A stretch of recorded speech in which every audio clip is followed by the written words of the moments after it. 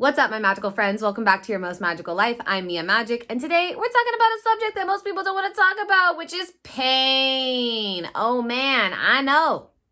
I don't like it either, but it's so important to talk about. And there's several different types of pain that I think are really important to acknowledge. One is physical pain, right? Injuries, scars, accidents, boo-boos, if you will. Another one is mental pain, caused by our thoughts, judgments, comparisons, not enoughness, just wrongness. So many thoughts that come from either our own parents or our programming or the patriarchy in general that just make us feel like shit, quite frankly. That's mental pain. And then there's spiritual or existential pain.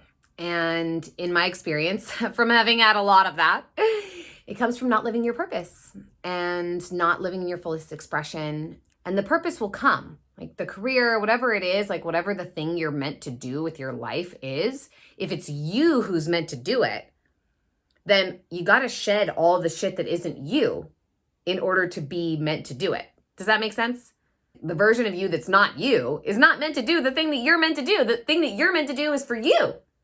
So like the programming and the bullshit and the pain that keeps you from being yourself has to go. Bye.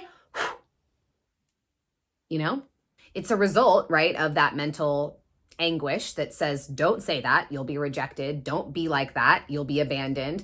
Don't care about those things, or no one will care about you. That creates this sort of existential, it's like, if you've seen the Fantastic Beasts movie, it's like the obscurial. It's like it creates the darkness. And that darkness is our spiritual pain. It's the part of us that is in agony because we're not living our truth. We're not doing the things that we love to do because we're worried that the people that we think we want to hang out with won't love to do those things also, or won't care about those things, or we won't be cared about if we care about those things, do those things, wear those things, all of it. And that kind of pain, in my experience, is far more excruciating and long-lasting and difficult to heal. Quick tidbit I forgot to mention. Sorry, I was like editing this video and I was like, oh my God, I can't believe I didn't say this. That everyone has scars. Some of them we can see and some of them we can't. But all of these different types of pain, they just affect and impact us in different ways. So just remember that everyone is experiencing pain. Everyone has scars, but oftentimes they're only on the inside. Mine, I've got one that everyone can see that's like here on the outside for me. But so many of us have the kinds of scars and have experienced the kind of pain and trauma that no one will ever be able to see unless they are willing to show it to you. So just remember that this mental pain, this spiritual pain, this physical pain, everybody experiences it in different ways, and it's going to show itself in different ways with every single person on the planet because of how we've been programmed to deal with it. So when it comes to physical pain, what's so great about it is that it always, in my experience, maybe it's like 99.9% of the time, maybe there's like occasionally it's not that, but I doubt it because everything is spiritual. So 99.99% of the time, there is a spiritual significance to the pain that you're having in your body. There is some lesson, there's some invitation, there's some reason, like even down to like I cut myself shaving the other day, which I haven't done since I was like in 7th grade. And it's like, okay, what part of my shin, the front of my body, right? So we can look at even just the parts of our body. We're going to dive into the physical pain here for a moment. The front of our body is like how we present ourselves to the world, right? It's who we are. It's how we show up. It's being the version of ourselves that we know ourselves to be because it's like what we're putting out, and it's also receiving who people think we are. It's like, this is us, the shape of our body, the shape of our face, the style of our makeup or our clothing or whatever. That's who and how we're presenting ourselves to the world, the front. The back is like what we fall back onto. It's what holds us up. It's our past. It's what we've come from, what we're walking away from, but from where we've come. So then you think about the legs, the roots, what connect us to the earth, our grounding, stable foundation, but also that which moves us forward. down to things like the joints, right? The hips are really about that forward motion. That's what takes our body and lifts our leg and brings us forward into the next step in our life. Your feet, so much energy at the bottom of our feet. You think about Chinese reflexology, every single point in our feet has some connection to another part in our body. Now, I've had acupuncture and also just like really friendly foot massages that have made me feel totally different parts of my body through pressure in my feet. I've had my acupuncturist come over when I had COVID or when I can't sleep or when something is up in my relationship and trigger different points of energy on my body to activate or heal or amplify other things.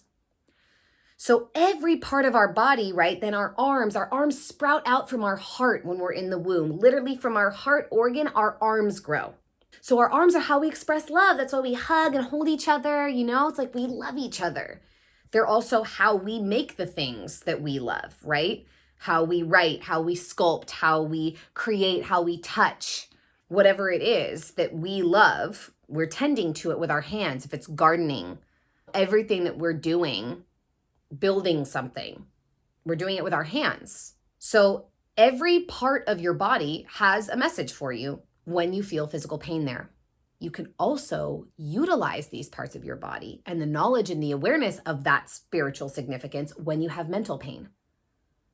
These thoughts, the spinning, sticking story energy that is paining me, where am I experiencing it in my body? Where do I feel it stuck or held? Where's it holding on and being like, I'm not going anywhere? How can I deal with that? And so one of my practices that is most impactful, that is what I do with all my one-on-one clients, it's a deep part of my work and my own life, is okay, externally or from Google or your own intuition, whatever it is, wherever you find the spiritual significance of that body part, great. Let me breathe into it. Holding the knowledge of that part, that message, that piece of information. Now, what does it look like, that story? What's it feel like? What's it smell like? What is the texture of it? And then what does it need? What does it need from me? In order to let this belief go or heal this wound, what is this part of me that, say it's your right shin, that is like the masculine protection of the grounding, still part of what's moving us forward, right? Lower leg, but more about the grounding. So am I grounded in the way that I'm moving forward in the world? Little nick, little cut on my shin. How's that going?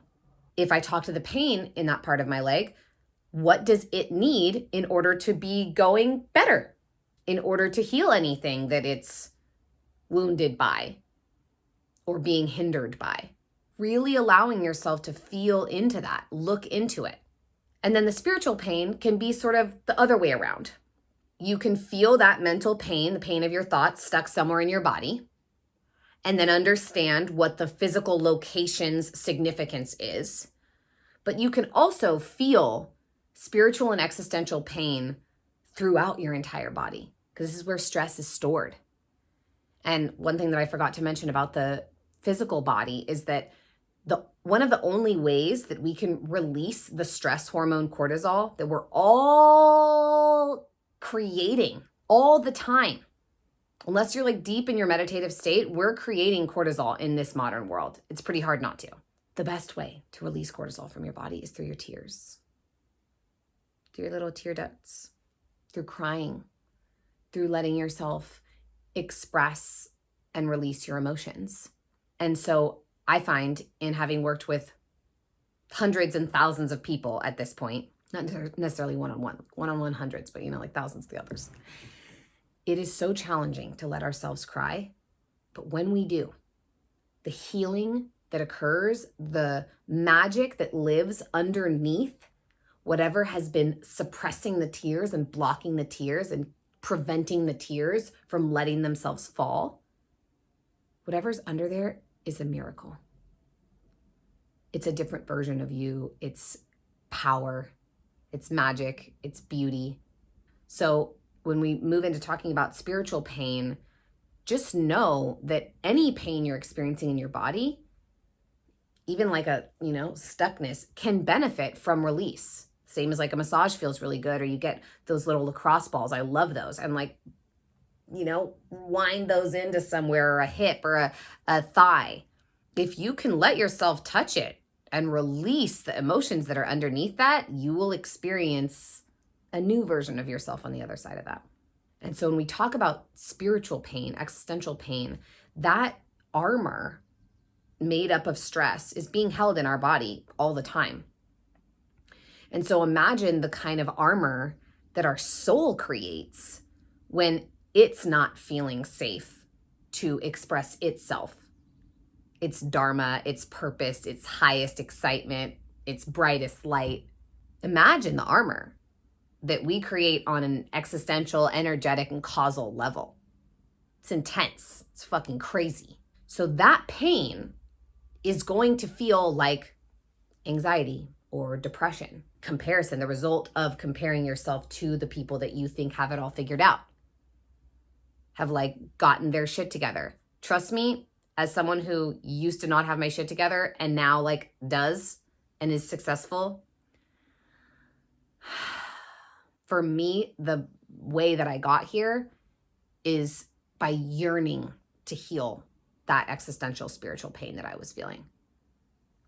It's like, I can't feel like this. I do not want to feel like this miserable, whether it's in terms of comparison and comparing myself to another person, or just like feeling like not enough within myself. Do I still have moments of feeling that? Of course.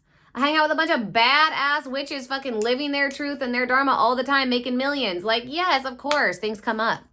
But I don't feel the pain, the like day-to-day pain that I used to experience when I wasn't living my purpose, when I wasn't like being exactly who I am and letting that be not only who I'm showing up as in the world, but like I'm a teacher and I'm teaching being yourself.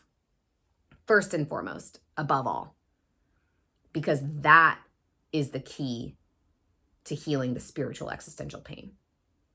Because it comes from any story or belief or pattern, anything you were beaten for, energetically or physically, literally or figuratively, making you choose to be someone else than you are, making you think that exactly as you are is anything other than perfect and beautiful. And more than enough. Because that is our purpose. And when we are that, when we give ourselves permission to do that, to be that, your purpose just innately flows out of you. You can't not do that. I didn't think I was going to be a witch. I didn't think I was going to be a professional witch. I didn't really think that was like an option. Certainly wasn't on my little SAT, career thing. But even a few years ago, I wouldn't have known that this is what I was going to be doing. Because I was still working towards just letting me be myself. Like, let me just figure out who I am. Before I try to figure anything else out, let me just figure out who I am. And when I did that, my purpose came to me because I was the person that was finally aligned with and meant to live that purpose. The spiritual pain is the kind that is the most worth healing. And when you tune in to your pain, whatever it is, whatever the stories are in the mind, or whatever the physical anguish is in the body, what is that related to? Does it come from feeling unsafe to share your feelings? Well, then some crying would be really good for you. Or to share your truth? Well, then doing an exercise where you call upon someone and say, hey, can I just really practice expressing my feelings to you? Obviously, someone you feel safe with. Start easy. Don't make it too hard on yourself. Or just listening to that part of you. Who is the most magical version of me? Who am I in my highest self? Who do I actually want to be? And then letting that version of you choose how you live your life every day. What do I want to wear? What do I want to eat? Where do I want to go? Who do I want to see? What do I want to do? How do I want to walk? And showing yourself you're worthy of choosing. You're worthy of leading. You're worthy of being trusted. And as you do that, and you make more and more of your choices based on who you actually desire to be, you will be in less and less pain. And things will come up. The deepest parts of your pain will arise to show you what's up. They'll be like, oh, hey, what's good? I'm here. Hey, childhood abandonment. Hey, rejection. Hey, failure. Oh, failure. Hi, what's up?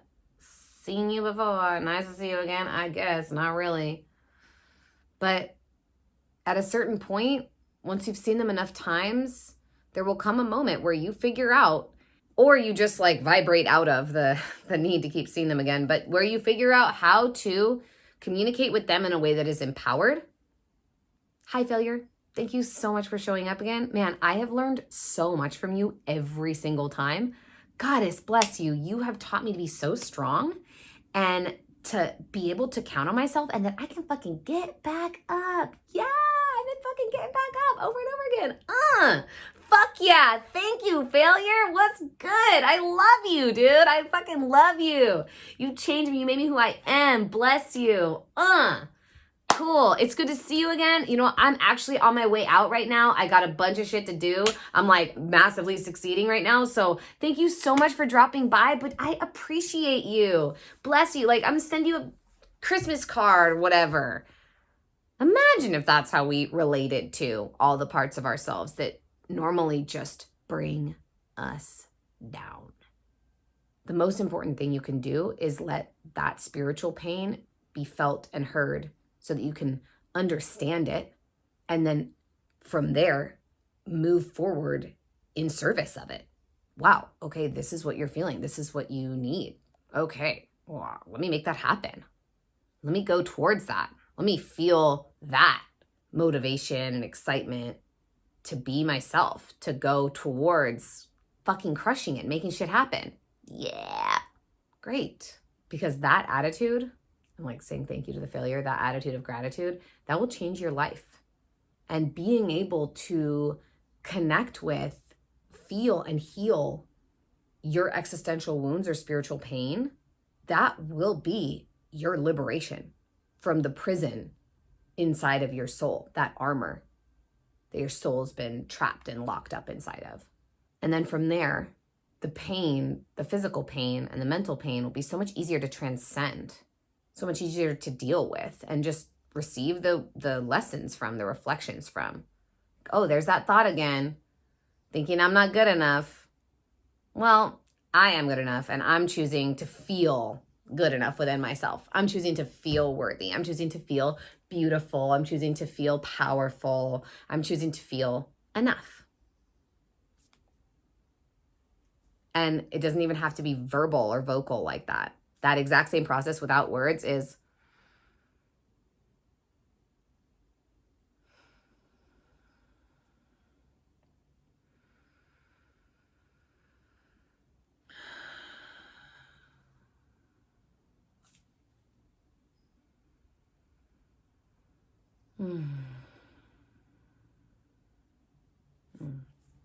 just, it's an inside job.